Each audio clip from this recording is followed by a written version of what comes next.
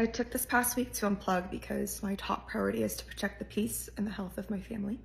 But I'm aware of the situation, and I know that many of you come from a place of care, and so just wanted to take the opportunity to clarify some things. Andrew and I, from the very beginning, we have committed to being there for each other and supporting each other through anything and everything. And so even in the beginning of our marriage, honestly, she starts off the video with a very strong point, making the point that, in marriage, you're supposed to stick with each other through the thick and thin. And this is what the current society and this generation is really missing, because we do prize individuality over the traditional being there for each other. So I do see that in our society, in our current generation, there is that missing link of, hey, I'll be there for you no matter what. There's a lot of the mentality of oh, you fucked me over, all right, I'm out, I'm bouncing. So as a viewer, we can take a little bit of lesson from that, right? We do have to let go of our ego sometimes in order to make a relationship work, in order to have longevity in anything. But anyways, take that as you will. But the main point is that there's so many clips of Andrew talking about Sarah in a way that all of us collectively feel like he doesn't really love her. Now, as Asians born in America, even the ones overseas, Asian culture, we just don't emphasize emotional expression or any form of expression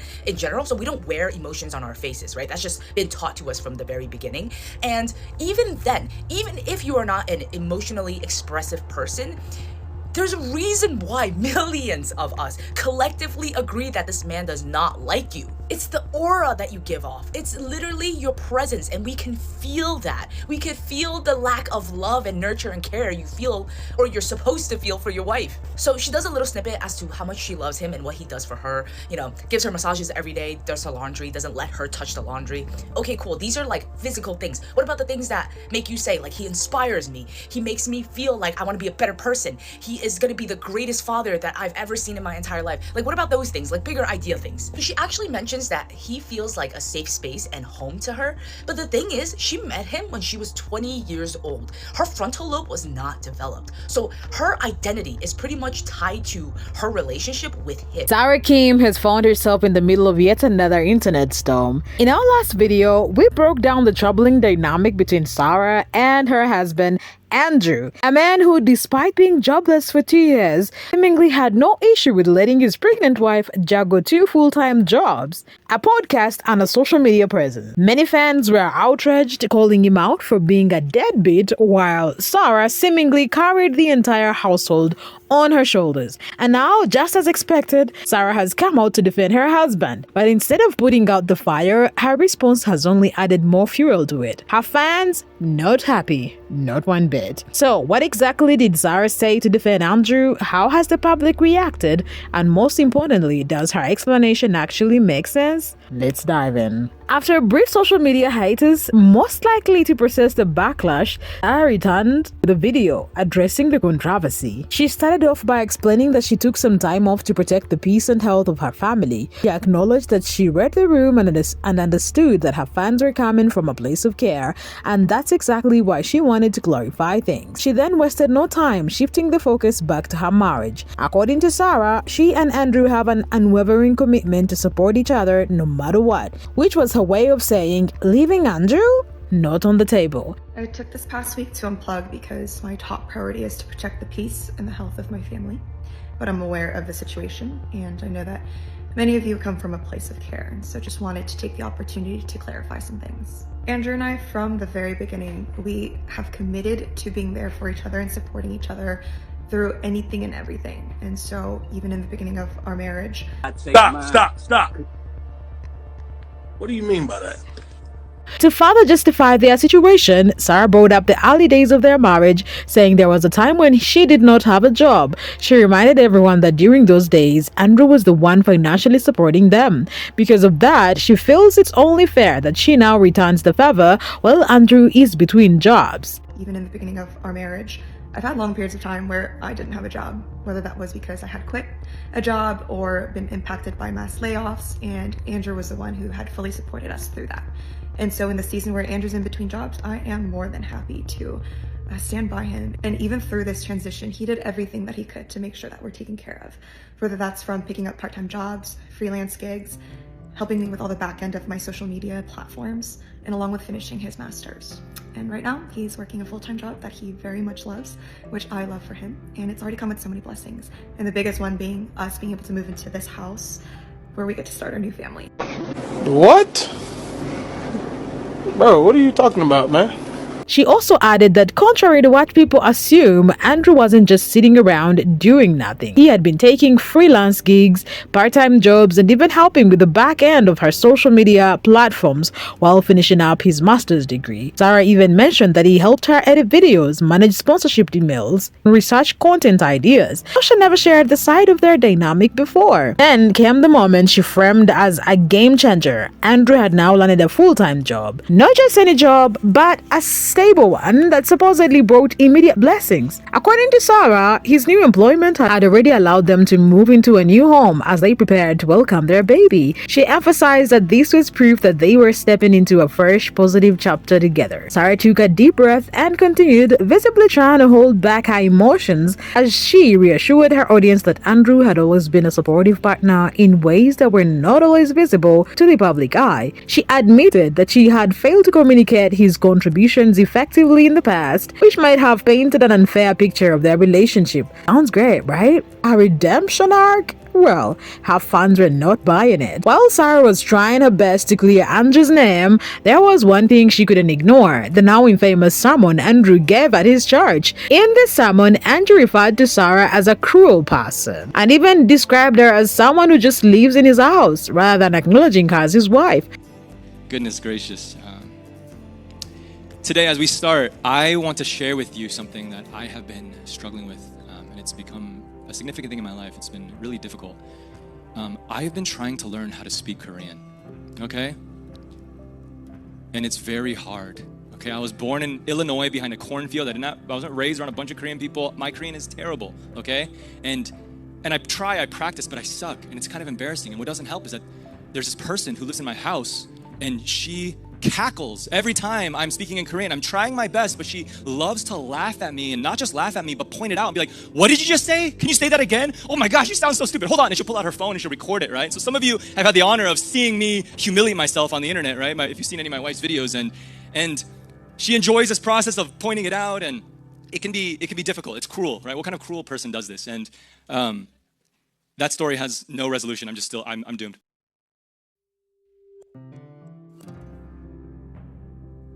This wasn't just an offhand remark, it was a statement made in front of an entire congregation, giving it an extra layer of humiliation. A man who truly respects his wife would never belittle her in such a public setting, and this only made people more suspicious about the dynamics of their marriage. That statement alone had people fuming. Was this the same man Sarah was breaking her back for? The same man she had tirelessly defended despite all the red flags? The disconnect between Sarah's reality and Andrew's actions was too glaring to ignore. Sarah brushed it off, claiming it was just a joke, one she had approved of beforehand. She assured her audience that she and Andrew always ran things by each other before discussing personal matters on public platforms. In other words, she was telling everyone, I knew he was going to say that, and I was fine with it. About the joke that he told before starting his sermon, I want everyone to know that we have so much care and respect for one another, and especially because we both have public-facing platforms. For me, it'd be online, and then for him, it's the church. We have a system that we set in place quite some time ago where we will always run things by each other, especially if we're going to be talking about each other or showing each other.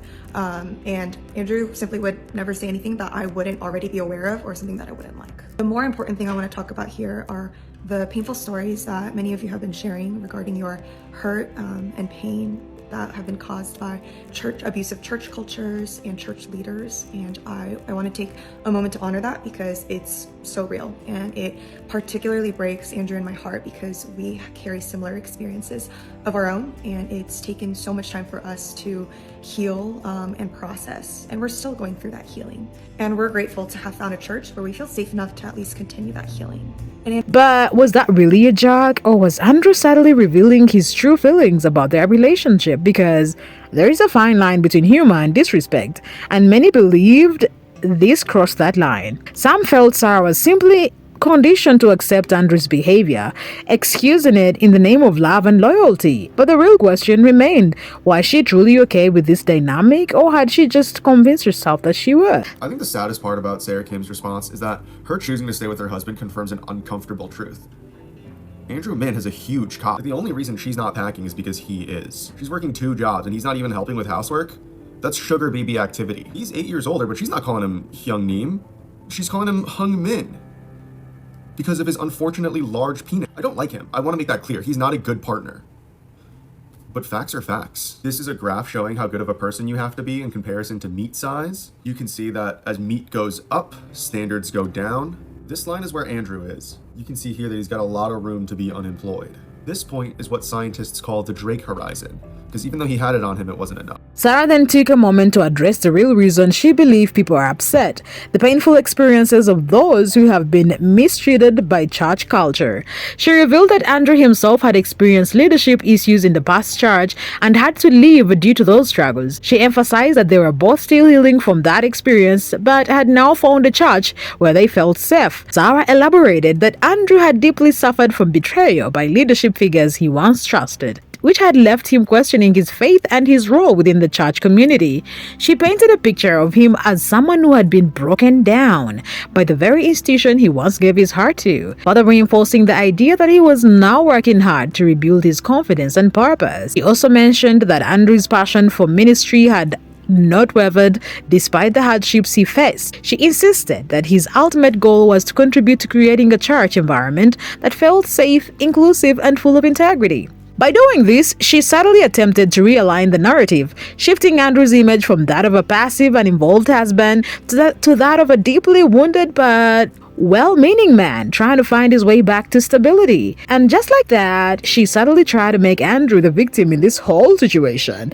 Instead of addressing the questionable actions directly, she redirected the focus to his past trauma, hoping to gain some sympathy. But did it work?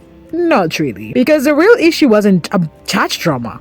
It was the fact that Andrew, despite everything Sarah was doing for him, did not seem to have an ounce of gratitude. The public wasn't upset because of what happened to Andrew in the past. They were upset because of how he was treating Sarah now. And no amount of shifting the focus could erase the red flags people are seeing in their present-day dynamic. One of the biggest criticisms against Andrew was that he had seemingly skipped Sarah's first ultrasound appointment to go on a boys' trip, not her first ever scan. She explained that Andrew had rushed to the hospital immediately after a job interview, but unfortunately didn't make it in time. Their life or even their loved ones to be misrepresented.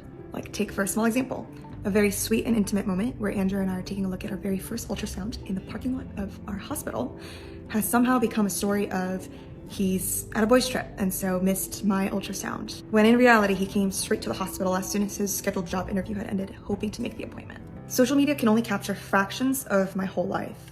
And as much as I want to continue sharing these sweet moments, I do, after this experience, have a much clearer sense of what I do want to share with the public and what I will be keeping to myself in private. If I'm being completely honest here, this week has been filled with moments of frustration, grief, and sheer bafflement. But our current reality is this. Andrew and I are stepping into what is about to be one of the most beautiful chapters of our lives, as we are beyond excited for the arrival of our baby.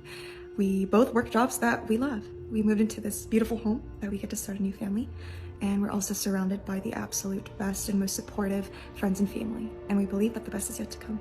Sarah tried to downplay the situation, reassuring her audience that Andrew had been so excited for the ultrasound and had done everything in his power to be there. She even mentioned that he had been incredibly apologetic afterward and had made it a point to be more present in all the future pregnancy-related appointments. Despite her best efforts, people found this excuse hard to accept. Critics pointed out that regardless of the technicalities, missing such a crucial moment to hang out with friends wasn't a good look. Even if it was just a first trimester scan, it was still a big deal, especially considering that Sarah had been shouldering so many responsibilities on her own.